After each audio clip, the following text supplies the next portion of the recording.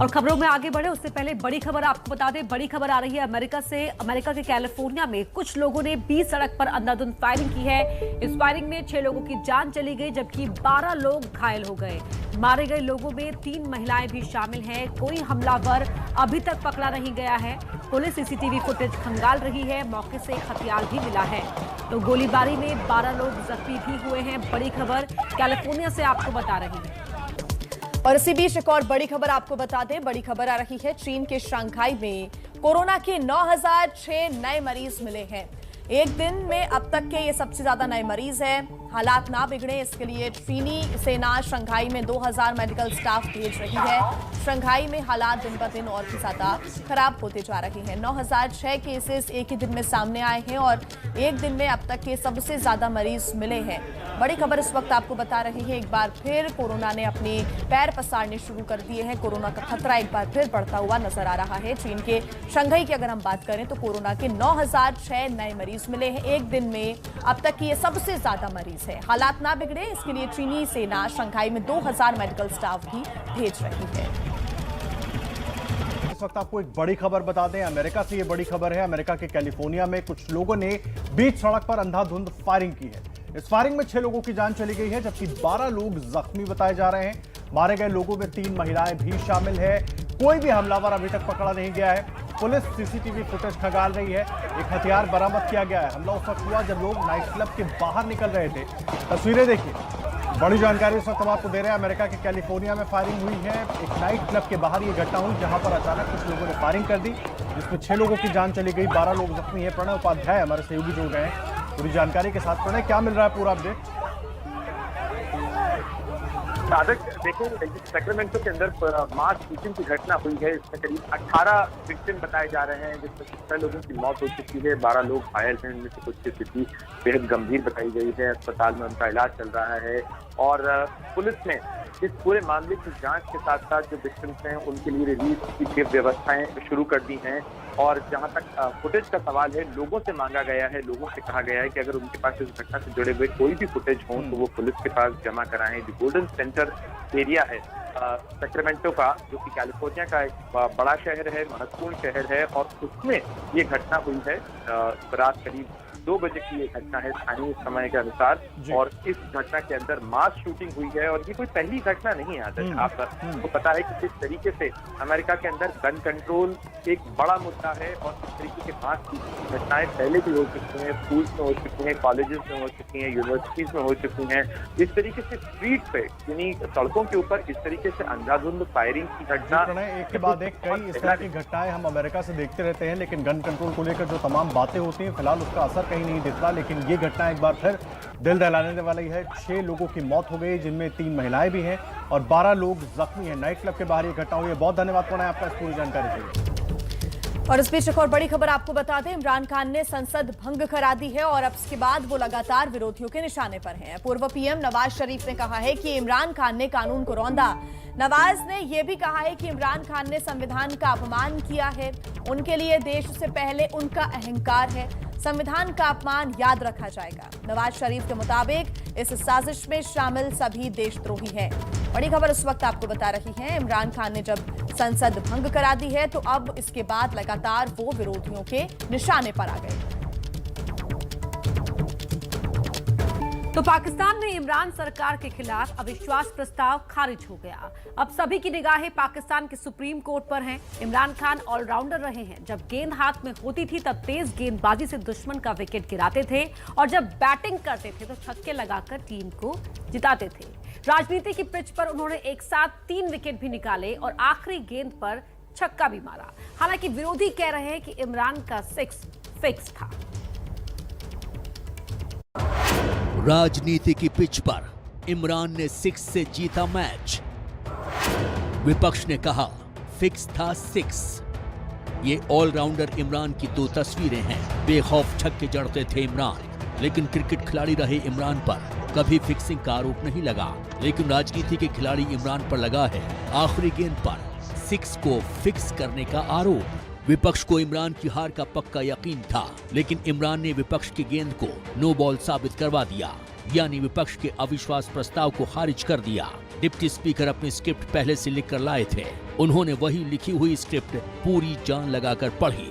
संसद में बहस से पहले इमरान खान ने कल रात अपने सांसदों को डिनर पर बुलाया था, जिसमें 155 में से 140 सांसद ही पहुंचे थे। यानी तभी साफ हो गया था कि इमरान खान की कुर्सी जाने वाली, और इसीलिए उन्होंने अपने सभी सांसदों का इस्तीफा ले लिया था। यानी ये पहले से तय था कि इमरान की सरकार गिरने वाली है, और इसी वजह से इमरान खान ने जड़ दिया फिक्सिंग का सिक्सर। इमरान ने अविश्वास प्रस्ताव गिराया और खुद कैमरा बुलाकर इस्तीफे का ऐलान कर दिया। जानकार मानते हैं कि सेना ने पाकिस्तान की सियासत की गुत्थी सुलझाने की कोशिश की थी। पाकिस्तान के पीएम इमरान खान से पाकिस्तान की सेना प्रमुख कमर जावेद बाजवा मिलने आए थे। तब इमरान को कैमरे पर आकर बोलने से रोक दिया गया था। इसमें इमरान को 3 विकल्प दिए गए थे, जिसमें इमरान ने कैसे की फिक्सिंग। इमरान या तो तुरंत इस्तीफा दें और नई सरकार बनने दें, अविश्वास प्रस्ताव का सामना करें और बहुमत साबित करें, या फिर संसद भंग कराकर चुनाव कराने का ऐलान कर दें। तीनों विकल्पों में इमरान की हार साबित होती है। इसलिए इमरान ने अविश्वास प्रस्ताव को खारिज किया और तब संसद और सूबों की विधानसभाएं भंग करने का ऐलान कर इस्तीफे का ऐलान कर दिया। इमरान और उनके सहयोगियों को उम्मीद है कि इससे उनकी लोकप्रियता बढ़ेगी। इसी लोकप्रियता के लिए इमरान ने पाकिस्तान के संविधान को दांव पर लगा दिया। अपनी जीत के लिए उन्होंने अविश्वास प्रस्ताव गिराने वाला खेल तो खेला, लेकिन इसकी गारंटी नहीं कि जनता इसे फिक्सिंग वाला सिक्स मानकर इमरान की हार पक्की कर दे। और आगे बढ़ने से पहले एक बड़ी खबर इस वक्त आपको बता दें, पेट्रोल डीजल आज फिर महंगा हो गया है और दोनों की कीमत 44 पैसे बढ़ी है। दिल्ली में पेट्रोल की कीमत 103 रुपए 85 पैसे हो गई है, जबकि डीजल का दाम 95 रुपए 11 पैसे हो गया है। 13 दिन में 11 बार बढ़ी है कीमत, और इसके बाद लगातार ये कीमतें आसमान छूती हुई नजर आ रही है। कल भी 80-80 पैसे की बढ़ोतरी हुई थी और आज दोनों ही यानी कि पेट्रोल में और डीजल में 44 पैसे की बढ़ोतरी हुई है। और वापस बात कर लेते हैं पाकिस्तान की, जहां इमरान खान ने एक बॉल से जो तीसरा विकेट लिया है वो है मौलाना फजलुर रहमान का। मौलाना फजलुर रहमान भी उन विपक्षी नेताओं में शामिल हैं जिन्होंने इमरान खान की सरकार गिराने के लिए एड़ी चोटी का जोर लगाया हुआ था। फिलहाल वो इमरान की सरकार तो नहीं गिरा पाए, उल्टे खुद ही बोल्ड हो गए। जमीयत उलेमाए फजल के प्रमुख मौलाना फजलुर रहमान इमरान खान के तीसरे शिकार हैं। शहबाज शरीफ और आसिफ अली जरदारी के बाद इमरान ने उनका विकेट भी ले लिया है। मौलाना डीजल के नाम से मशहूर फजलुर रहमान ने इमरान खान की नाक में पिछले कई सालों से दम कर रखा था। फजलुर रहमान पाकिस्तान की सबसे बड़ी धार्मिक पार्टी और सुन्नी कट्टरपंथी दल जमीयत उलमाए इस्लाम के चीफ हैं। उनके पिता खैबर पख्तूनख्वा प्रांत के सीएम रह चुके हैं। वहां की सियासत में उनके परिवार का खासा प्रभाव रहा है। मौलाना पाकिस्तान की नेशनल असेंबली में नेता विपक्ष भी रह चुके हैं। वो तालिबान समर्थक माने जाते हैं, लेकिन पिछले कुछ साल से उदारवादी होने का दावा करते हैं। 2018 के चुनाव के बाद इमरान को सत्ता में आने से रोकने के लिए आजादी मार्च की वजह से वो काफी सुर्खियों में आए थे। तब से ही इमरान खान के साथ उनका 36 का आंकड़ा चल रहा है। इस बार भी जैसे ही इमरान खान के खिलाफ राजनीतिक हवा बहने लगी, वो उसमें शामिल हो गए। जरदारी और शरीफ के साथ वो भी उस गुट का हिस्सा हैं जिन्होंने इमरान के खिलाफ अविश्वास प्रस्ताव लाने का प्लान बनाया। कुछ दिनों पहले उन्होंने इस्लामाबाद में एक रैली में इमरान खान सरकार को उखाड़ फेंकने की अपील की थी। इमरान खान क्रिकेट की तरह अब राजनीति में भी माहिर खिलाड़ी हैं। मौलाना फजलुर रहमान कोई शॉट खेल पाते, उससे पहले ही उन्होंने उन्हें क्लीन बोल्ड कर दिया। अब खबरें विस्तार से। खबर पाकिस्तान की सियासत से जुड़ी हुई बड़ी खबर आपको बता दें। पाकिस्तान की मीडिया के मुताबिक पूर्व प्रधानमंत्री नवाज शरीफ के लंदन वाले घर पर हमला हुआ है। बीती रात ये हमला हुआ, जिसमें 3 लोग जख्मी भी हुए हैं। पुलिस ने हमले के 4 आरोपियों को गिरफ्तार किया है। तो पुलिस ने हमले के 4 आरोपियों को गिरफ्तार कर लिया है। 15 से 20 लोगों ने नवाज शरीफ के घर पर हमला किया था। नवाज शरीफ लंदन में रह रहे हैं और इससे पहले कल दोपहर को उनके सुरक्षाकर्मी पर भी हमला हुआ था। लंदन में नवाज शरीफ के ऑफिस पर यह हमला हुआ। बीती रात ये हमला हुआ, जिसमें 3 लोग जख्मी भी हुए हैं। पुलिस ने 4 आरोपियों को गिरफ्तार किया है। तस्वीरें आपको दिखा रहे हैं। करीब 15 से 20 लोगों ने नवाज शरीफ के लंदन वाले ऑफिस पर हमला किया था। प्रणय उपाध्याय हमारे सहयोगी जुड़ रहे हैं। प्रणय, नवाज शरीफ के ऑफिस पर यह हमला हुआ था, क्या इनपुट मिल पाया इस बारे में? देखिए अपर्णा, तो पाकिस्तान की राजनीति में विपक्ष और सरकार के बीच की जो लड़ाई है वो विदेशों में भी पहुंच गई। कल हमने देखा था किस तरीके से दो लड़कों ने नवाज शरीफ के कार्ड हैं उसके साथ हाथापाई हुई। आज कुछ देर पहले की एक घटना है जब लंदन के अंदर नवाज शरीफ के भाई हसन शरीफ का जो ऑफिस है जहाँ पे नवाज शरीफ भी मौजूद थे, उसमें उसके बाद कई जो पीटीआई के कार्यकर्ता थे कथित तौर पर बताए जा रहे हैं ये लोग अपनी पीटीआई के झंडे लगाकर पहुंचे थे और उनकी हाथापाई हुई है। उसके उन्होंने वहां पे उस दफ्तर में घुसने की कोशिश की। बाद में लंदन मेट्रोपॉलिटन पुलिस भी वहां पे पहुंची, जिन लोगों को रोका गया और हाथापाई के अंदर घायल होने की खबर है। तो ये जो मामला है, जिस तरीके के सियासी आरोप लग रहे हैं उसमें नवाज शरीफ को जैसे इमरान खान टारगेट कर रहे हैं, जाहिर तौर पर उनके कार्यकर्ता काफी चार्ज हैं, मोबिलाइज हैं और उन्हें टारगेट किया जा रहा है। तो ये लगातार दूसरी घटना है। निश्चित रूप से इसको लेकर चिंताएं और मरियम नवाज जो उनकी बेटी है नवाज शरीफ की, उन्होंने कल भी इस मामले को उठाया था। उन्होंने कहा था कि किस तरीके से जो कार्रवाई की जा रही है वो निश्चित रूप से बहुत निंदनीय है। और आज एक और दूसरी घटना सामने आई जिसके अंदर नवाज शरीफ के ऊपर टारगेट करने की कोशिश की गई। जो पीटीआई के कार्यकर्ता हैं वो गाड़ियों में भर के वहां पहुंचे थे। हाथापाई की घटनाएं हुई, 3-4 पीएमएल के कार्यकर्ता भी वहां पर मौजूद थे और पीटीआई और पीएमएल के कार्यकर्ताओं के बीच में वहां हाथापाई की नौबत आई है। जी प्रणय, आप बने रहे हमारे साथ। प्रणय उपाध्याय हमारे सहयोगी लगातार हमारे साथ बने हुए हैं, पूरी जानकारी दे रहे हैं। और देखिए इस बीच एक और बड़ी खबर आपको बता दें। पूर्व पीएम नवाज शरीफ के ने इमरान पर कल जमकर हमला बोला था। नवाज ने इमरान को देशद्रोही तक कह दिया था। नवाज ने कहा था कि इमरान खान ने कानून को रौंदा, इमरान खान ने संविधान का अपमान किया है, उनके लिए देश से पहले उनका अहंकार है, संविधान का अपमान याद रखा जाएगा। नवाज शरीफ के मुताबिक इस साजिश में शामिल सभी लोग देशद्रोही हैं।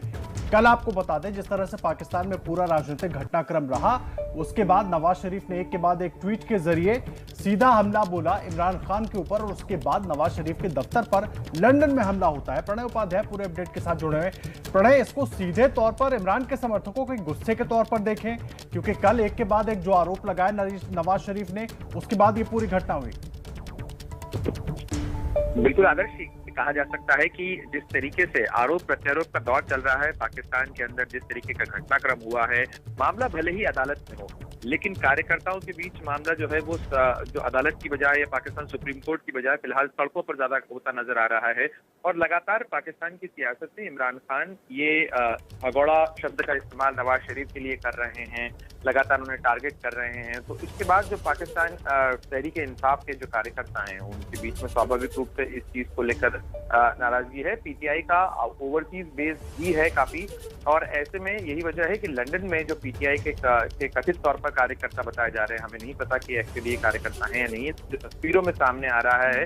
हाथापाई हुई है। कुछ जो पीएमएलएन के समर्थक जो कि नवाज शरीफ से मिलने के लिए वहां पहुंचे थे, रविवार के दिन की ये घटना है। और उसके बाद इन दोनों कार्यकर्ताओं के बीच, दोनों दलों के कार्यकर्ताओं के बीच में हाथापाई हुई है, मारपीट हुई है और इसमें कुछ लोग घायल हुए हैं, कुछ लोगों को चोटें आई हैं।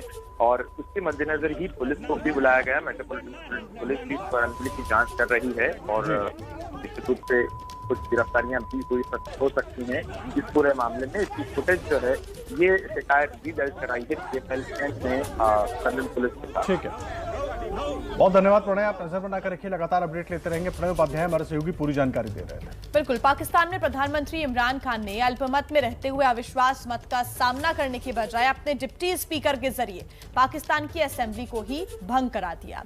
विपक्ष जब इस फैसले के खिलाफ सुप्रीम कोर्ट पहुंचा तो वहां भी उसे कोई तत्काल राहत नहीं मिल सकी। आखिर क्या है पड़ोस में हो रही इस सियासी हलचल का इंडिया वाला एंगल? देखिए पाकिस्तान के 5 पत्रकारों की राय रखती हमारी एक खास रिपोर्ट। कुछ इस तरह इमरान खान के खिलाफ अविश्वास प्रस्ताव को वहां की असेंबली में खारिज कर दिया गया। इस ऐलान के तुरंत बाद खुद प्रधानमंत्री इमरान खान देश से रूबरू हुए। इमरान खान की सिफारिश पर आनन फानन में राष्ट्रपति ने मोहर लगा दी और इस तरह अंत हो गया इमरान की सरकार का। अब वो केयरटेकर प्रधानमंत्री बन चुके हैं। इसके बाद विपक्ष ने सुप्रीम कोर्ट में याचिका दी, लेकिन वहां से विपक्ष को बिना किसी राहत के सुनवाई कल तक के लिए टाल दी गई। इस पूरे दौरान पूरी दुनिया की नजर जमी रही पाक सेना पर। सेना ने बयान जारी करके इस मुद्दे से पल्ला झाड़ लिया और कहा कि उसका इन सब से कोई लेना देना नहीं है, ये एक राजनीतिक प्रक्रिया है। अब सवाल ये उठता है कि आखिर पाकिस्तान की अस्थिरता का भारत पर क्या असर हो सकता है। भारत का मानना है कि पाकिस्तान में किसी भी पार्टी की सत्ता हो, जब तक पाकिस्तानी सेना का दखल सत्ता में रहेगा तब तक इस्लामाबाद के रिश्ते भारत के साथ तनावपूर्ण बने रहने की संभावना है। लेकिन हाल के दिनों में इससे ठीक उल्टा देखने को मिला, क्योंकि जब से इमरान खान सत्ता में आए तब से पाकिस्तानी सेना भारत के साथ शांति स्थापित करने की पक्षधर दिखाई दे रही थी, लेकिन इमरान खान इसके विरोधी दिख रहे थे। पाकिस्तान के जानकार और पाकिस्तान की स्थितियों पर नजर रखने वाले पत्रकार मानते हैं कि जिस तरह का लोकतंत्र भारत में है, वैसे लोकतंत्र की पाकिस्तान में कल्पना भी नहीं की जा सकती। आज जहां ऑपोजिशन सेलिब्रेट करती हुई आई थी, नंबर्स लेके आई थी, अपनी ताकत दिखाया, उन्होंने ला के बंदे भी बिठा दिए, 174 बंदा उनका मौजूद था, लेकिन इमरान खान असेंबली में नहीं आए। और उसकी वजह क्या थी? उसकी वजह ये थी कि एक ऑलरेडी प्लान स्ट्रैटेजी तैयार थी गवर्नमेंट की तरफ से, जो उन्होंने आज शो की। ये उनका ट्रम्प कार्ड था जो प्राइम मिनिस्टर की हाउस की ताकत को अब सवाल ये खड़ा होता है कि पाकिस्तान में आगे क्या होने वाला है और इस बदलाव का भारत पर क्या असर हो सकता है।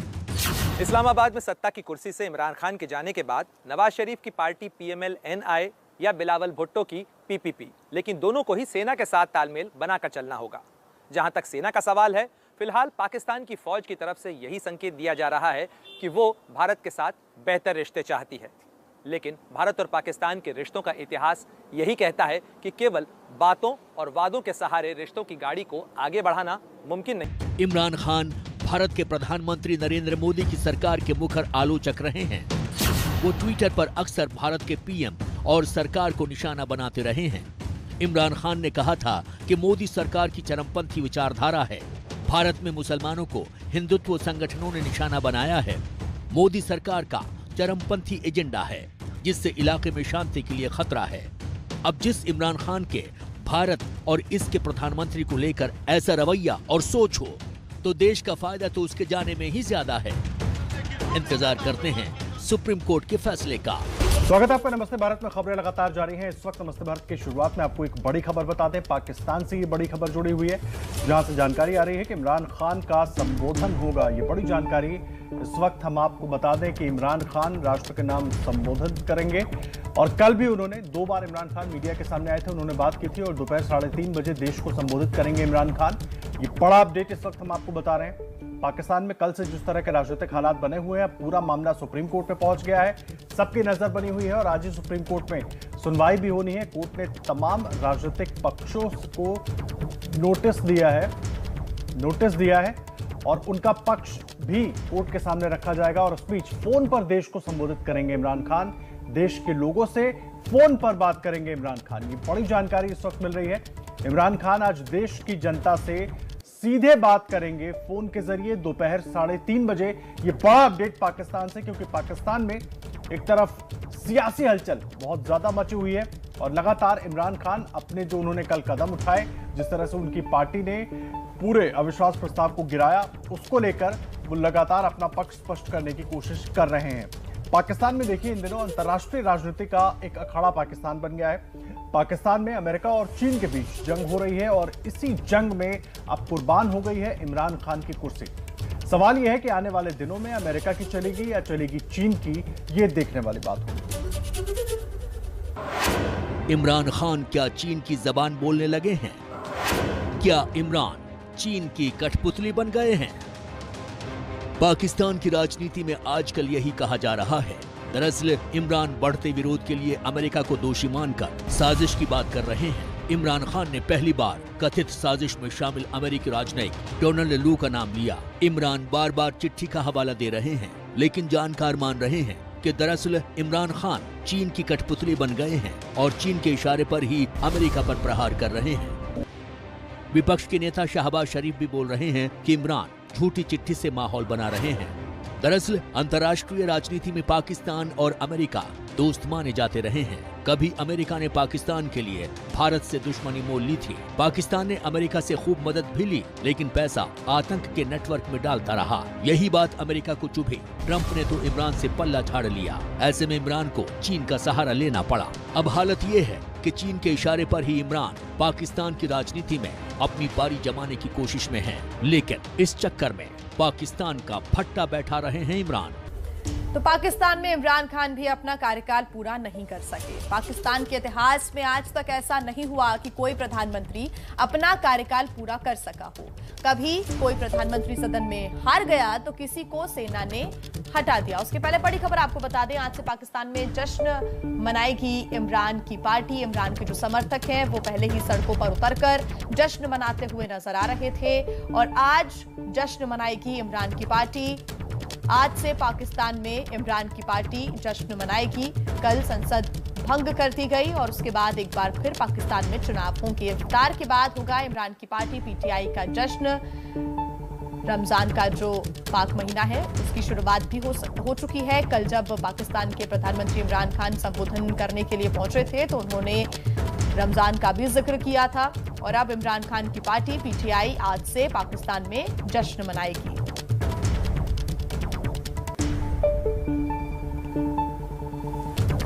तो जैसा कि हम आपको बता ही रहे थे कि पाकिस्तान में इमरान खान भी अपना कार्यकाल पूरा नहीं कर सके। आने वाले दिनों में फिर चुनाव होंगे, लेकिन पाकिस्तान के इतिहास में आज तक ऐसा नहीं हुआ कि कोई प्रधानमंत्री अपना कार्यकाल पूरा कर सका हो। पाकिस्तान में टिक नहीं पाता है पीएम। कभी सेना निगल लेती है तो कभी राजनीति खा जाती है।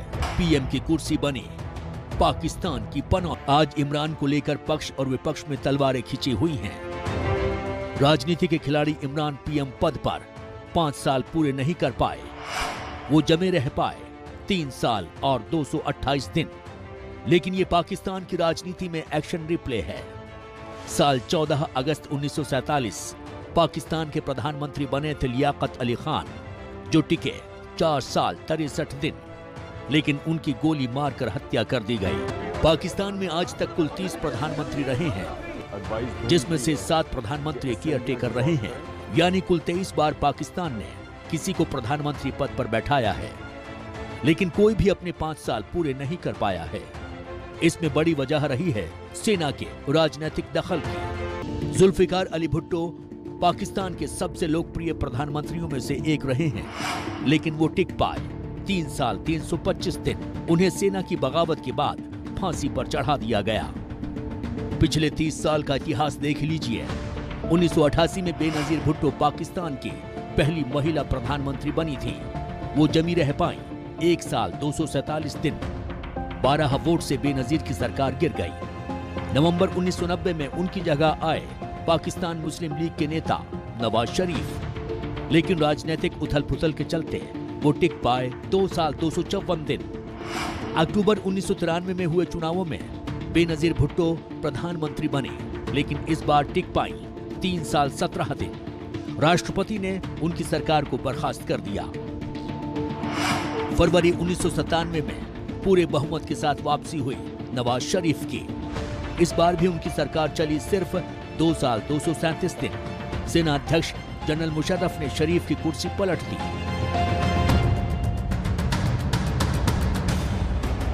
इसके बाद पाकिस्तान में जनरल मुशर्रफ का राज चला, कभी मार्शल लॉ तो कभी राष्ट्रपति का चोला पहनकर। मुशर्रफ के दौर में भी कोई प्रधानमंत्री टिक नहीं पाया। मीर जफरुल्लाह खान जमाली 1 साल 216 दिन। दोबारा चुनाव हुए तो यूसुफ रजा गिलानी प्रधानमंत्री बने, जिनके नाम पर सबसे ज्यादा दिन प्रधानमंत्री रहने का रिकॉर्ड है, 4 साल 86 दिन। गिलानी भी 5 साल पूरे नहीं कर पाए। उनके बाद आए राजा परवेज अशरफ, वो सिर्फ 275 दिन कुर्सी पर टिक पाए। 2013 में नवाज शरीफ की फिर वापसी हुई, लेकिन इस बार पनामा पेपर लीक में बात उलझ गई और उनकी कुर्सी 4 साल 53 दिन में गिर गई। बची हुई अवधि सैयद काखन अंसारी ने पूरी की। यानी पिछले 30 साल में पाकिस्तान ने 12 प्रधानमंत्री देखे हैं। पाकिस्तान में इस राजनीतिक अस्थिरता की वजह है भ्रष्टाचार और राजनीतिक विरोध। पाकिस्तान में अलग अलग क्षेत्रों के अलग अलग क्षत्रप हैं। अगर कोई नेता आगे बढ़ता है तो उसे पैर खींचकर गिराने में सेना हमेशा से आगे रहती है, और इसी में पाकिस्तान में पीएम होना पनौती बन गया है। देखिए, काफी दिनों की सियासी हलचल के बाद भी पाकिस्तान से खबर यह है कि इमरान खान अब भी अपने मुल्क के प्रधानमंत्री बने हुए हैं। फर्क सिर्फ इतना कि फिलहाल वो कार्यवाहक प्रधानमंत्री हैं, लेकिन तमाम जोर लगाने के बाद भी विपक्ष उनको कुर्सी से तुरंत हटा नहीं सका और इमरान ने विपक्षी नेता को पीएम की कुर्सी पर बैठने के सपने को मुकम्मल नहीं होने दिया। और इस बीच बड़ा अपडेट ये भी दे दें कि आज देश की जनता से प्रधानमंत्री इमरान खान फोन पर बातचीत भी करेंगे, यानी कि जनता से वो क्या बात करते हैं ये देखना होगा। इमरान खान आज देश की जनता से 3:30 बजे बात करेंगे। पाकिस्तान के कराची की ये तस्वीरें इमरान खान की उस जीत का जश्न और ऐलान है जो वो बिना लड़े ही जीत चुके हैं। कुर्सी तो वैसे भी नहीं बचेगी, लेकिन अपने मास्टर स्ट्रोक से इमरान खान संसद में वोटिंग के दौरान हार की जलालत झेलने से बच गए और संसद के भीतर भी जब संसद भंग करने में इमरान कामयाब हो गए तो संसद के भीतर इमरान खान के समर्थन में नारेबाजी होने लगी। कल पाकिस्तान के नेशनल असेंबली में डिप्टी स्पीकर ने अविश्वास प्रस्ताव को खारिज कर दिया और फिर राष्ट्रपति आरिफ अलवी ने प्रधानमंत्री की सिफारिश पर नेशनल असेंबली को ही भंग कर दिया। इमरान खान ने राष्ट्रपति को मध्यावधि चुनाव कराने की सलाह दी और तब तक राष्ट्रपति ने अधिसूचना जारी कर इमरान खान को प्रधानमंत्री पद पर बने रहने को कहा है और 90 दिनों के भीतर चुनाव कराने को कहा है। राष्ट्रपति ने इमरान खान को कार्यवाहक पीएम बनाया। संविधान के अनुच्छेद 224(a) का इस्तेमाल। जनता का समर्थन तो इमरान को दिख रहा है। सवाल है कि इमरान खान पीएम की कुर्सी पर और कितने दिन बने रहेंगे, क्योंकि सियासत में उनकी स्मार्टनेस पर फैसला अब सुप्रीम कोर्ट करेगा। उधर सेना ने भी इमरान से मुंह मोड़ लिया है, साफ कह दिया है कि मौजूदा राजनीतिक उठापटक से सेना का कोई लेना देना नहीं है। तो इस सियासी संकट के बीच जिस चिट्ठी को लहराकर इमरान ने सुर्खियां बटोरी, अब उसी चिट्ठी को लेकर बवाल हो गया है। तो इमरान खान की ही पार्टी के सांसद आमिर लियाकत खान ने दावा किया है कि जिस चिट्ठी को इमरान लहरा रहे थे वो फर्जी है। बड़ी खबर आपको बता रहे हैं इमरान की पार्टी के सांसद का इमरान पर बड़ा आरोप कि जिस चिट्ठी को इमरान लहरा रहे थे वो फर्जी है। आमिर लियाकत ने कल हुए घटनाक्रम के बाद ही इस्तीफा दे दिया था। लियाकत ने यह भी कहा कि दुर्भाग्यपूर्ण है कि ये सारा खेल जनरल कमर जावेद बाजवा को हटाने के लिए खेला गया है।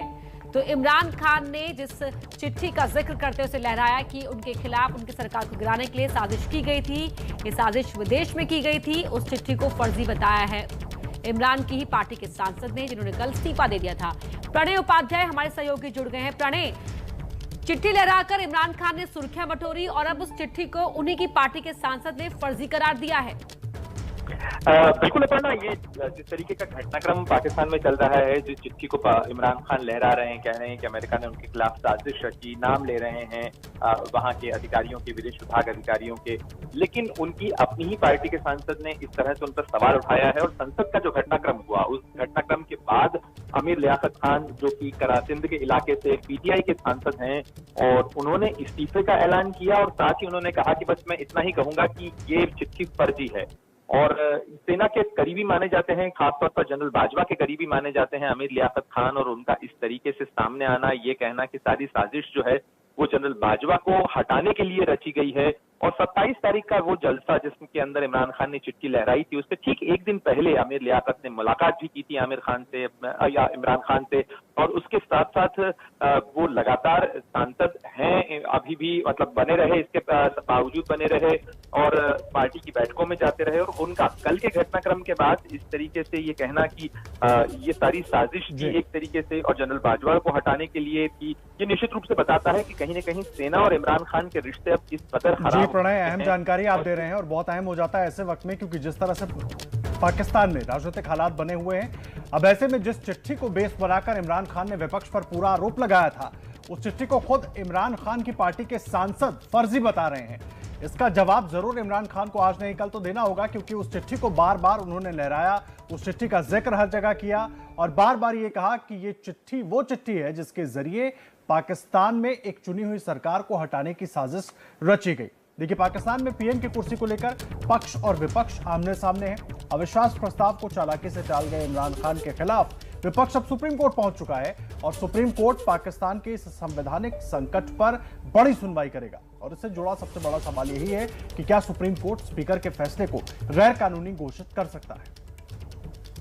पाकिस्तान की सियासी पिच पर कल आखिरी ओवर के दौरान कप्तान ने जो शॉट खेला, उसके बाद तो गेंद सुप्रीम कोर्ट के पाले में चली गई है। सत्ता हासिल करने के लिए एकजुट हुए विपक्ष को अब बस सुप्रीम कोर्ट से आस है। डिप्टी स्पीकर की ओर से अविश्वास प्रस्ताव खारिज किए जाने के बाद पैदा हुए संवैधानिक संकट को लेकर पाकिस्तान का सुप्रीम कोर्ट आज सुनवाई करेगा। सुप्रीम कोर्ट का पाकिस्तान का कैसा है वो हमको भी पता है, सबको दुनिया को पता है कि जजेस की क्या किरदार रहा है, जजेस का क्या रोल रहा है, वो कितने गंदे उन्होंने डिसीजंस दिए हैं, किस तरीके से वो कॉम्प्रोमाइज्ड हैं, कितने करप्ट हैं पाकिस्तान की जो जुडिशरी है। सुनवाई भारतीय समय के मुताबिक दोपहर 1:30 बजे होगी। 7 से 11 सदस्यों की बेंच इस केस की सुनवाई कर सकती है। कल सुप्रीम कोर्ट ने पाकिस्तान के राष्ट्रपति, प्रधानमंत्री, अटॉर्नी जनरल, रक्षा सचिव, विदेश सचिव को पार्टी बनाते हुए नोटिस जारी किया था। कोर्ट ने राष्ट्रीय संस्थानों को असंवैधानिक कार्य नहीं करने की चेतावनी दी। कोर्ट ने स्पीकर के फैसले के पीछे के तर्क की भी मांग की, जिसके बाद राष्ट्रपति ने नेशनल असेंबली भंग करने की इमरान खान की सिफारिश को मंजूर कर लिया था। कल हुए पूरे घटनाक्रम को असंवैधानिक बता रहे विपक्ष ने इसे कानूनी चुनौती दी है और आज विपक्ष की निगाहें सुप्रीम कोर्ट पर टिकी हैं। पाकिस्तान में संविधान के जानकारों के मुताबिक नियम तो ये भी है कि बिना अविश्वास प्रस्ताव पर वोटिंग पर फैसले से पहले संसद का सत्र खत्म नहीं किया जा सकता। तो वहीं पाकिस्तान के पंजाब प्रांत से भी एक बड़ी खबर आपको बता देते हैं। पंजाब विधानसभा में महिला विधायकों ने हंगामा किया। सदन के अंदर आपस में ही भिड़ गई महिला विधायक। महिला विधायकों ने एक दूसरे पर मुक्के चलाए तो एक दूसरे के बाल भी खींचती दिखी महिला विधायक। सरकार और विपक्ष की महिला विधायकों में ये भिड़ंत हाउस के अंदर ही देखने को मिली। इस वीडियो में पंजाब विधानसभा के अंदर सरकार और विपक्ष की महिला विधायकों को एक दूसरे से धक्का मुक्की करते हुए, हाथापाई करते हुए आप साफ तौर पर देख सकते हैं। इस वक्त की बड़ी खबर आपको बता दें, बड़ी खबर पाकिस्तान से ही है, जहां पर प्रधानमंत्री इमरान खान की पत्नी बुशरा बीबी की करीबी दोस्त फराह खान पाकिस्तान छोड़कर दुबई चली गई हैं। पाकिस्तानी मीडिया के हवाले से ये बड़ी खबर आ रही है। मरियम बिलावल समेत विपक्ष फराह खान को लगातार निशाने पर ले रहा था। बात इतनी नहीं है, इमरान की पार्टी के कई नेता देश छोड़कर दुबई का रुख कर रहे हैं। जो सियासी हालात पाकिस्तान में बने हुए उसको देखकर इमरान की पार्टी के कई नेता अब दुबई का रुख कर रहे हैं। साथ ही साथ ये भी कहा जा रहा है कि इमरान खान की पत्नी बुशरा बीबी की करीबी दोस्त फराह खान भी पाकिस्तान छोड़कर दुबई चली गई हैं और लगातार पाकिस्तानी मीडिया के हवाले से यह खबर आ रही है और लगातार विपक्ष ने फराह खान को निशाने पर ले रखा था। प्रणय उपाध्याय हमारे सहयोगी जुड़ गए हैं। प्रणय, आखिर क्यों पाकिस्तान को छोड़कर दुबई का रुख कर रहे हैं सर?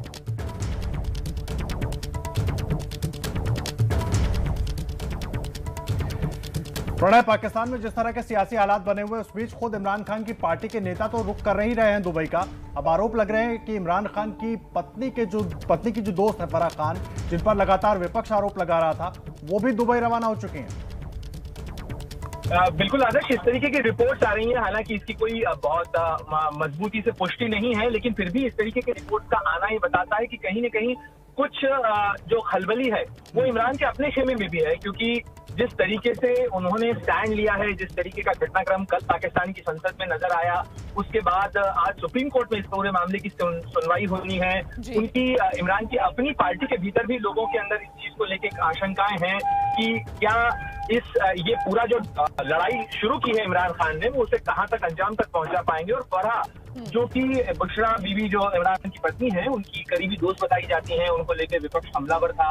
सीधे सीधे उन्हें ये भी कहा जाता रहा कि सरकार दरअसल इमरान खान के साथ साथ फराह भी एक बहुत मजबूत चेहरा है जो कि इस सियासी खेल में शामिल है और उन्हें सियासी फ्रंट के तौर पर बताया जाता रहा विपक्ष की तरफ से।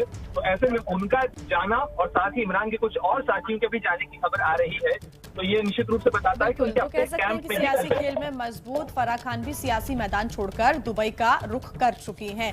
आगे जो भी अपडेट होगा पाकिस्तान से जुड़ा हुआ वो आप तक हम पहुंचाते रहेंगे। प्रणय, बहुत शुक्रिया तमाम जानकारी के लिए। आप बने रहिए हमारे साथ, देखते रहिए एबीपी स्पीच। बड़ी खबर आपको बता दें, नमस्ते भारत में लगातार पेट्रोल डीजल की जो कीमतें बढ़ गई हैं उससे जुड़ा हर अपडेट आप तक हम पहुंचा रहे हैं और अब 14 दिन में 12वीं बार पेट्रोल की कीमत बढ़ चुकी है। आज भी पेट्रोल डीजल 44 पैसे महंगा हुआ है। इन सब के बीच सीएनजी की कीमत में भी लगातार बढ़ोतरी हो रही है। दिल्ली एनसीआर में 2.5 रुपए प्रति किलो महंगी हो गई है सीएनजी। दिल्ली में अब तक 1 किलो सीएनजी की कीमत 64 रुपए 11 पैसे हो गई है। नोएडा गाजियाबाद की बात करें तो यही कीमत 66 रुपए 68 पैसे हो गई है। सीएनजी के दाम भी बढ़ चुके हैं जो कि आसमान छूते नजर आ रहे हैं और 14 दिन में 12वीं बार एक तरफ पेट्रोल डीजल की कीमतें बढ़ी हैं तो अब सीएनजी भी महंगी हो चुकी है। सीएनजी की कीमत में भी लगातार बढ़ोतरी हो रही है। दिल्ली एनसीआर में 2.5 रुपए प्रति किलो महंगी हो गई है सीएनजी। दिल्ली की बात करें तो अब 1 किलो सीएनजी की कीमत 64 रुपए 11 पैसे हो गई है। और नोएडा गाजियाबाद में यही कीमत 66 रुपए 68 पैसे हो गई है। तो एक तरफ जहां पेट्रोल डीजल की कीमतें आसमान छू रही हैं, तो दूसरी तरफ सीएनजी की कीमतों में भी इजाफा हो रहा है। दिल्ली एनसीआर में 2.5 रुपए प्रति किलो के हिसाब से सीएनजी के दाम बढ़ चुके हैं। पेट्रोल डीजल की बात करें तो आज भी 44 पैसे पेट्रोल डीजल के दाम बढ़े हैं। कल की बात करें तो 80-80 पैसे का इजाफा हुआ था और आज भी 44 पैसे का इजाफा पेट्रोल डीजल की कीमतों में हुआ है।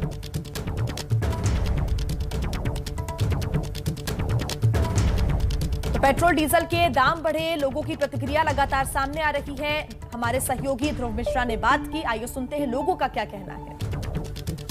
पेट्रोल और डीजल की कीमतों में एक बार फिर से बढ़ोतरी की गई है। इस वक्त हम दिल्ली गेट के पेट्रोल पंप पर मौजूद हैं और आप यहां पर तस्वीरों में देख सकते हैं कि आज पेट्रोल और डीजल दोनों में 44 पैसे की बढ़ोतरी की गई है।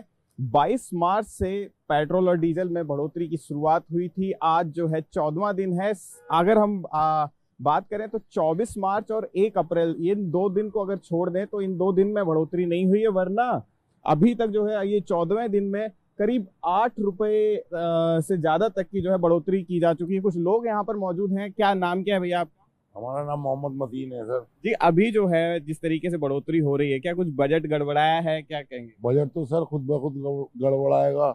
हम लोग कहाँ से 12,000 रुपए तनख्वाह पाते हैं, 4,000 का पेट्रोल, 5,000 हम किराए के देते हैं, मकान के रेंट के देते हैं। 4,000 रुपए में हम क्या कर लेंगे?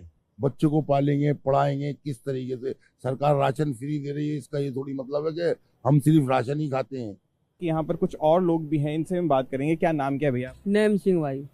पेट्रोल और डीजल की कीमतें जिस तरीके से बढ़ रही हैं, क्या आप लोग का बजट जो है गड़बड़ा रहा है? कुछ क्या कहेंगे? भाई गड़बड़ा रहा है बजट तो। भाई कैसे इतनी महंगाई आएगी तो बताओ कैसे क्या होगा?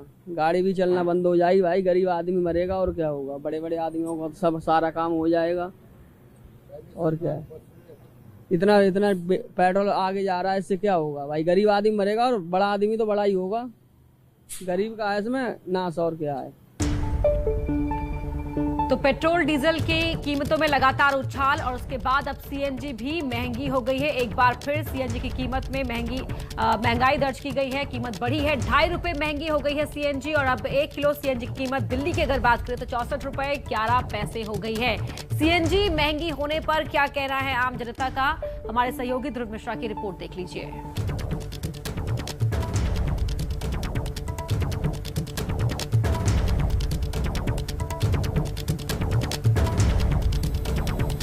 पेट्रोल और डीजल के बाद आज सीएनजी के दामों में भी बढ़ोतरी देखने को मिली है। आज सीएनजी के दामों में 2.5 रुपए की बढ़ोतरी की गई है। इस वक्त हम दिल्ली के इंद्रप्रस्थ इस फिलिंग स्टेशन पर मौजूद हैं। यहाँ पर जो है आप देख सकते हैं कि आज जो है सीएनजी के प्राइस जो है 64 रुपए 11 पैसे पर केजी यहाँ पर दर्ज किए गए हैं। इससे पहले पेट्रोल और डीजल के दामों में जिस तरीके से बढ़ोतरी हुई थी, धीरे धीरे करके जो है पैसे बढ़ रहे थे, आज जो है सीएनजी के दामों में एक साथ 2.5 रुपए बढ़ा दिए गए हैं। कुछ लोग यहाँ पर मौजूद हैं, इनसे हम बात करेंगे। भैया क्या नाम क्या है आपका? भैया क्या नाम क्या है आपका? राजू। इसके सीएनजी के दामों में आज जिस तरीके से बढ़ोतरी हुई है, क्या कहेंगे? सर बुरा लग रहा है हमें सर, तो गलत है सर, ये तो गलत लग रहा है सर। इतना दाम कितने का भराते थे आप? पहले तो 100 के भराते थे सर, तो चलता था मतलब कितने घंटा तक। और आज ये तो बहुत दिक्कत हो रहा है सर। कुछ काम भी नहीं किया है मैंने, 400-500 काम ही किया, बताओ इतना गैस आ गया। ये आप देख सकते हैं कि यहाँ पर जो लोग हैं उनको भी यही कहना है कि जिस तरीके से बढ़ोतरी हो रही है, जो इन्होंने जो है अमाउंट जितने का भराते थे वो कम कर दिया है। कुछ लोग यहाँ पर जो देख सकते हैं इसमें लाइनों में इस वक्त लगे हुए हैं। इस पर फिलिंग जो स्टेशन है यहाँ पर अपनी बारी का जो इंतजार कर रहे हैं। इन लोगों से भी हम बात करने की कोशिश करेंगे। यहाँ पर कुछ लोग जो हैं इनसे हम बात करते हैं। अंकल क्या नाम क्या है आपका? सुशील कुमार। ये जो आज सीएनजी के दामों में जो है 2.5 रुपए बढ़ोतरी की गई है, क्या कहेंगे? क्या कहें भैया, जो सरकार कर रही है कुछ ना कुछ करती रहती है, वो क्या कहें इसके बारे में। बजट गड़बड़ाया है या तो सबका ही गड़बड़ाया होगा। जिस तरीके से 2.5 रुपए की बढ़ोतरी हुई है अचानक से, पेट्रोल और डीजल के दामों में भी जो है बढ़ोतरी लगातार हो रही है, तो पहले कुछ अमाउंट कम भरवा रहे हैं, किस तरीके से भरवा? देखो हमें तो रोजगार के लिए आना है तो भैया गैस तो भरवानी पड़ेगी, गवर्नमेंट मान लो डीएवी दे रही है तो इतना ही दूसरी तरफ से ले रही है, लेकिन 2.5 रुपये जो बढ़ा रहे हैं ये ज़्यादा बढ़ा रहे हैं, ऐसा नहीं करना चाहिए। यहाँ पर जो जिस तरीके से लोग हैं जिनका कहना है कि जिस तरीके से जो प्राइजेस में जो बढ़ोतरी हुई है वो कहीं ना कहीं लोगों का जो बजट है वो भी गड़बड़ाया है। कैमरा पर्सन प्रवीण दीक्षित के साथ ध्रुव मिश्रा, एबीपी न्यूज़, दिल्ली। देखिए किस तरह से डीजल, पेट्रोल और सीएनजी के दाम बढ़ने की वजह से आम जनता परेशान है, वो इस रिपोर्ट के जरिए हम आपको दिखा रहे थे। और अब बात श्रीलंका की कर लेते हैं। भारत में महंगाई मार रही है जनता को, तो श्रीलंका में हालात ये है कि महंगाई की वजह से जनता और सरकार दोनों का ही हाल बुरा है। हालात बद से बदतर होते जा रहे हैं। आर्थिक संकट से गुजर रहे श्रीलंका में राष्ट्रपति को छोड़कर मंत्रिमंडल के सारे नेताओं ने इस्तीफा दे दिया है। श्रीलंका अपने इतिहास के सबसे बुरे आर्थिक संकट से गुजर रहा है। पिछले कई हफ्तों से देश की जनता को तेल और रसोई गैस की किल्लत झेलनी पड़ रही है। खाने पीने की चीजों की भी भारी किल्लत है। सरकार की नाकामी के विरोध में पूरे देश में लोगों का हिंसक प्रदर्शन जारी है। सरकारी संपत्ति को भी नुकसान पहुंचाया गया। अब एक विदेशी न्यूज एजेंसी के हवाले से खबर है कि श्रीलंका के पूरे मंत्रिमंडल ने सामूहिक रूप से इस्तीफा दे दिया है। सिर्फ प्रधानमंत्री महिंदा राजपक्षे सत्ता पर आसीन है। सरकार में खेल और युवा मंत्रालय संभाल रहे महिंदा राजपक्षे के बेटे नमल राजपक्षे ने भी अपने सभी पदों से इस्तीफा दे दिया है। नमल राजपक्षे ने ट्वीट करते हुए लिखा कि मैं अपने सभी विभागों से तत्काल प्रभाव से इस्तीफा दे रहा हूं और इसकी जानकारी मैंने राष्ट्रपति के सचिव को दे दी है। उम्मीद है कि ये लोगों और श्रीलंका की सरकार के लिए स्थिरता लाने में राष्ट्रपति और प्रधानमंत्री के निर्णय में मदद कर सकता है।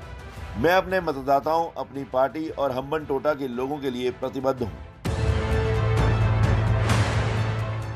श्रीलंका में संकट के चलते एयर इंडिया ने उड़ानों की संख्या में कटौती करने का फैसला किया है। 9 अप्रैल से भारत श्रीलंका के बीच एयर इंडिया उड़ानों की संख्या 16 से घटाकर 13 कर देगी। श्रीलंका में घंटों बिजली गुल रहती है। सोशल मीडिया पर भी प्रतिबंध लगा दिया गया था, लेकिन 15 घंटे के बाद ही इस फैसले को वापस लेते हुए सोशल मीडिया की सेवाओं को बहाल किया गया।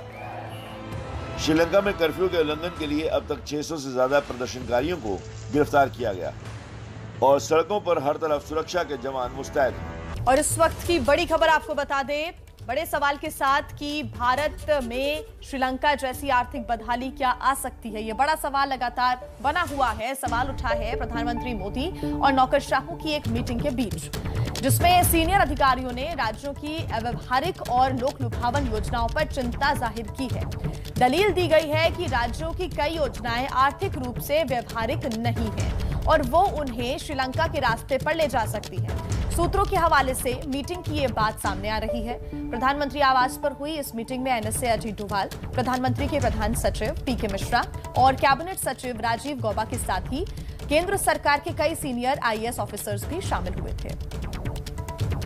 और अब बात करते हैं पाकिस्तान के सियासी संकट की। ये बात तो सच है कि इमरान को हराने पाकिस्तान की 3 विरोधी पार्टियां एकजुट हो गई, लेकिन इमरान ने तीनों को चित कर दिया और इमरान को इसका बखूबी एहसास भी है कि उन्होंने बहुत बड़ा काम कर दिया है। भले ही विपक्ष इसे असंवैधानिक और गैर कानूनी बता रहा हो, आज एक बार फिर वो देश के लोगों को संबोधित करेंगे। कल शाम अपने संबोधन में उनके चेहरे पर जीत की गजब ही मुस्कान थी। अविश्वास प्रस्ताव पर वोटिंग से बच गए इमरान खान की जरा बेफिक्री तो देख, उनके चेहरे पर छाई मुस्कान को देखिए। और यही गुमान इमरान ने कल शाम अपने भाषण में दिखाया, जब वो साफ साफ कहते हैं कि उन्होंने सबको चौंका दिया, विपक्ष को भरमा दिया और इतना कि अब तक समझ नहीं आ रहा कि हुआ क्या। इमरान बड़े इत्मीनान से कहते हैं कि अगर हमने संसद भंग करने वाला पासा पहले चल दिया होता तो आज वो लोग इतने भौचक्के नहीं होते। दरअसल सरकार गिराने के लिए विदेशी साजिश का हवाला देकर इमरान संसद में हार को टालने में कामयाब होंगे। इसके लिए पाकिस्तान के ही संविधान का एक अनुच्छेद उनके काम आ गया। कल संसद में हार को बचाने के बाद इमरान जब देश के सामने संबोधन दे रहे थे, तब पहली बार उस साजिशकर्ता का नाम भी जुबान पर लेकर आए, जो इमरान के मुताबिक अमेरिकी साजिश का सूत्रधार था। इमरान ने जो नाम लिया वो है डोनाल्ड लू का।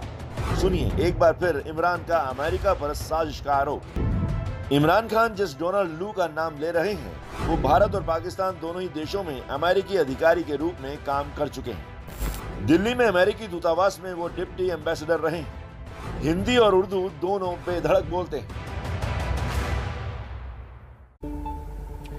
देखिए पाकिस्तान में जो हालात बने हुए हैं उसको लेकर आज इरफान का कार्टून क्या कहता है, आपको दिखाता है।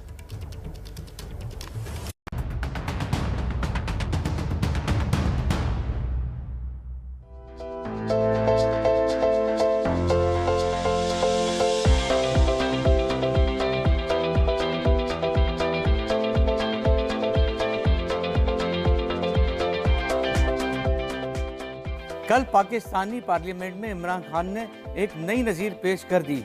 उन्होंने एक ही बॉल से 3-3 विकेट चटका दिए हैं। अब उनके इस फैसले से वहां का अंपायर भी सकते में है और इमरान की बॉल अब अंपायर के पाले में चली गई है। अब देखना यह है क्या उस बॉल को अंपायर मान्यता देगा या इमरान को मैदान से बाहर कर देगा।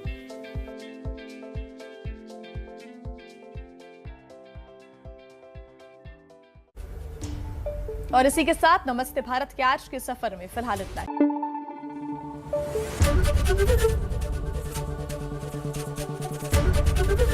एबीपी न्यूज आपको रखे आगे।